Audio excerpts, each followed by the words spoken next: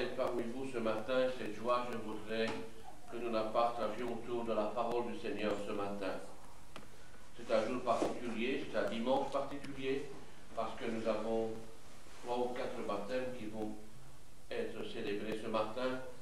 Et je pense que rappeler le sens et la signification du baptême est quelque chose qui me semble important. Vous êtes une église baptiste, une église où on baptise les gens par immersion. Vous avez des églises pédobaptistes où on baptise les enfants.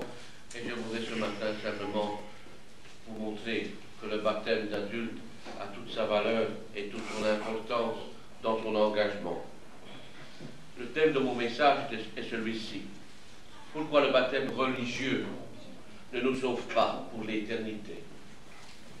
C'est une remise en question ce matin, une photographie aussi du mot baptême que je voudrais faire aussi, et peut-être une remise en question de nous-mêmes sur notre baptême pour certains qui auraient pu le faire dans d'autres communautés. Et d'autres questions peuvent surgir aussi. Serait-il suffisant d'être inscrit ce matin sur le registre d'une église pour aller au paradis? Serait-il suffisant d'avoir été baptisé en tant qu'enfant pour faire partie du royaume de Dieu? L'aspersion reçue étant enfant est-elle suffisante pour avoir la certitude du salut éternel?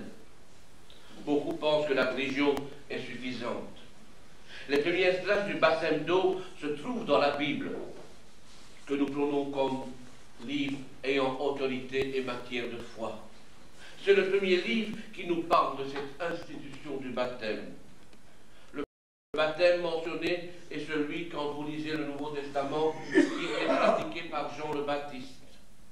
Nous trouvons cela au travers de l'Évangile selon saint Matthieu, chapitre 3. À ce moment-là, Jean-Baptiste parlait dans le désert de Judée. Et il annonce « Changez de vie. Oui, le royaume des cieux est près de vous. » Dans ce même évangile, encore un peu plus loin, alors les habitants de Jérusalem et de toute la Judée et de toute la région du Jourdain viennent vers Jean le Baptiste. Ils avouent leurs péchés devant tout le monde, et Jean le Baptiste, dans l'eau du Jourdain, les baptise. Dans ce même évangile encore, moi je vous baptise dans l'eau pour montrer que vous pouvez changer de vie. Mais celui qui vient après moi est plus puissant que moi. Je ne suis pas digne de lui ôter ou de lui enlever ses sandales. Lui, il vous baptisera de feu et d'Esprit Saint. Il parlait de Jésus-Christ. Mais le baptême de Jean-Baptiste n'avait qu'une valeur momentanée, mes amis, puisque Paul lui-même rebaptise ses Éphésiens dans Actes 19:2, qui n'avait pas été baptisé, qui n'avait été que baptisé que du baptême de Jean, Actes 19:2. Mais le mot grec qui est employé ici est le même mot que Jean-Baptiste emploie pour le baptême, qui veut dire en vue de. En vue de. Il n'est qu'un baptême de quoi? De repentance, le baptême de Jean-Baptiste. Il n'est pas fait du nom de Jésus au travers de ce baptême. Et il n'introduit pas ces gens dans l'Église, puisque l'Église n'existait pas. Quelle est l'institution faite alors du baptême par Jésus? C'est Jésus ressuscité qui donne cette instruction ce matin. Sa résurrection lui donne toute son autorité incontestable. Et nous le trouvons dans cette même épître aux Romains que nous avons lu tout à l'heure, mais ici au chapitre 1er.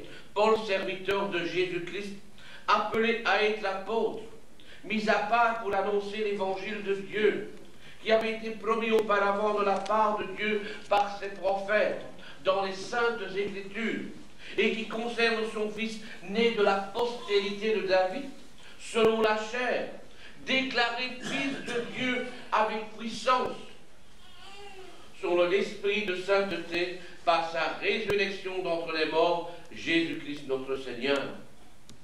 Remarquons ici de quelle autorité il est revêtu, Jésus-Christ.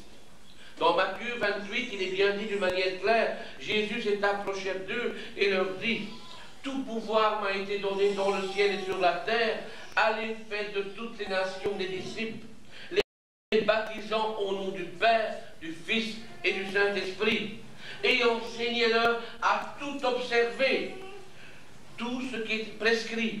Et voici, je suis avec vous tous les jours jusqu'à la fin du monde. Remarquons de quelle autorité. Et ici, ce mot pouvoir, qu'il est dit, tout pouvoir, ce qui veut dire, il est là pour attirer, pour ordonner, pour accomplir et en même temps pour garder Jésus. À l'effet de toutes les nations, c'est un commandement qui réclame l'obéissance pour nous instruire, mais pour vous, afin d'y répondre.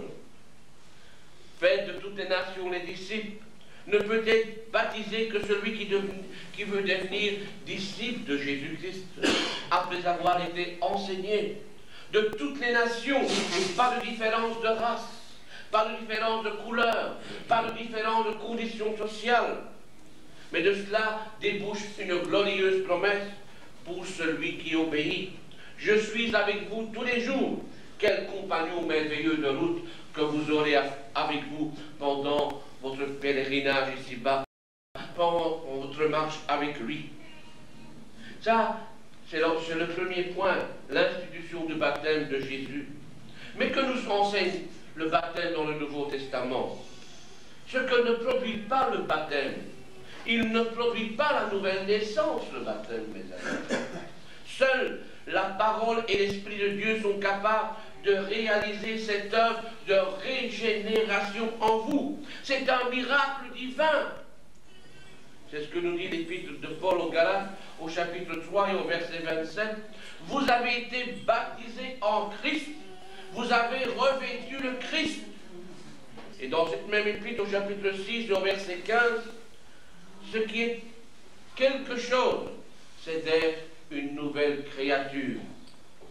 Et l'apôtre Paul dit là dans son épître de Tite, il nous a sauvés non à cause des œuvres de justice que nous aurions faites, mais selon sa miséricorde, par le baptême de la régénération et le renouvellement de l'esprit. Oui, mes amis, il ne produit pas le pardon des péchés, le baptême dans lequel vous vous engagez. Seule l'Église catholique et donne un sacrement au sens du baptême d'enfant qui efface le péché originel, fait de nous des chrétiens, fait de nous des enfants de Dieu. Et l'Église est héritier du ciel, nous dit cela dans la théologie catholique. Il ne produit pas l'adoption comme enfant de Dieu, mais parce que le pécheur repentant et croyant est devenu par adoption divine enfant de Dieu. Il déclare par obéissance le baptême, par obéissance à Dieu. Et c'est ce que nous dit dans l'évangile selon saint Jean, dans son prologue, au chapitre 1er, au verset 12. Quelques-uns l'ont accueilli, ils ont cru en lui, ils ont placé leur confiance dans ce qu'il était. Et à tous ceux-là, il a accordé le privilège de devenir enfant de Dieu. Mais alors, vous pourriez me dire, s'il ne produit pas le pardon des péchés, s'il ne produit pas l'adoption en tant qu'enfant de Dieu, qu'est-ce que le baptême ce matin dans lequel vous allez vous engager, ou dans lequel vous vous êtes engagé, vous déjà? C'est un acte d'obéissance, le baptême dans lequel vous allez passer tout à l'heure. Comme Jésus lui-même l'a appris, il l'a appris lui-même. Dans son épître aux Hébreux, il est dit, il a appris bien qu'il fut fils. L'obéissance par les choses qu'il a souffert. Et qui, après avoir été élevé à la perfection, est devenu pour tous ceux qui lui obéissent l'auteur d'un salut éternel.